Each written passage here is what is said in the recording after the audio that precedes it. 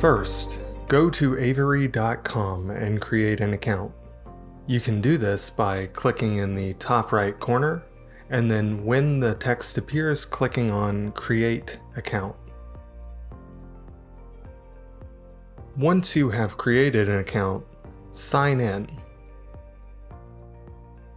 Once you have signed in, hover over Templates, and then click on Avery Design and Print.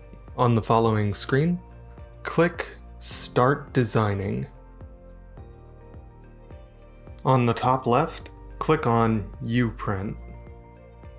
Choose a template based on the labels you have available.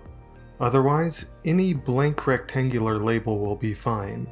One good option is template 5160 under Address and Shipping Labels. The first option on the next page is a blank label. Click Select this design. In the menu on the left, click More. Then click QR and Barcodes. For the industry standard format field, choose code 128. Enter your SKU where it says Enter alphanumeric and special characters.